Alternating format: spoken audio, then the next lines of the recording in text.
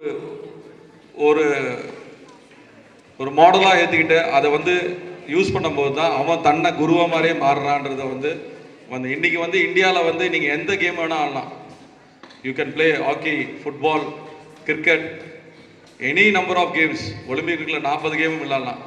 ஆனால் இன்னைக்கு highest award of India பார்த்தீங்கன்னா அர்ஜுனா அவார்டு அண்ட் துரோணாச்சார் அவார்டு தான். அர்ஜுனா வந்து ஏன் வந்து துரோணாச்சாரருக்கு வந்து நிறைய சீடர்கள் இருந்தாங்க. ஏன் அர்ஜுனா மட்டும்தான் வந்து பேர் எடுத்தான், அவன் தான் நம்பர் 1 இருந்தான். அவனோட வந்து டிசிப்ளின் தான். ஃபஸ்ட்டு வந்து இங்கே நிறைய ஆர்ச்சர்ஸ் இருக்கீங்க. உங்களுக்கு வந்து என்னன்றது வந்து கோச்சுக்கு நல்லா தெரியும். நான் ஒரு கோச்சு தான் வந்து ஷேப் பண்ணுறது உங்களை. ஸோ கோச் என்ன சொல்கிறாரு, அவர் வந்து என்ன சொல்லிக் கொடுக்குறாரோ அதை நீங்கள் அப்படியே ஃபாலோ பண்ணிங்கன்னா 100% மெடல் ஜெயிச்சிடலாம். அது 100% எந்த ஒரு மாற்றம் இதில் கிடையாது. என்னோட பார்த்தீங்கன்னா அபிஜித் வந்து 2012 தான் என்கிட்ட வந்தார். வரும்போது வந்து அவர் ரீகோ விளையாடிட்டு இருந்தார். ஸ்லோலி நிறைய ப்ராப்ளம்ஸ்லேருந்து அதுக்கப்புறம் கொஞ்சம் கொஞ்சமாக எடுத்து டெவலப் பண்ண ஆரம்பித்தோம். 8 மாதத்துக்கு முன்னாடி தான் அவரோட காம்பவுண்டே எடுத்தார்.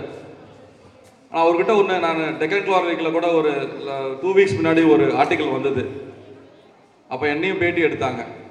அதில் கேட்டாங்க, அதான் நான் ஒரே வார்த்தை தான் சொன்னேன், is main focus and upcoming எவ்வளோ தூரம் வளர்ந்ததுக்கு காரணமே என்னன்னு பார்த்தீங்கன்னா அவரோட டிசிப்ளின் தான்.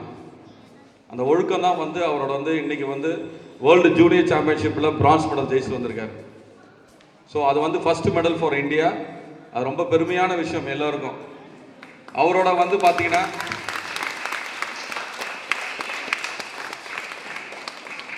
அந்த டிசிப்ளின் தான். நம்ம என்ன சொல்கிறோமோ அதை அப்படியே ஃபாலோ பண்ணுறது, அவ்வளோதான். எந்த வார்த்தையும் கிடையாது, எதுவுமே கிடையாது.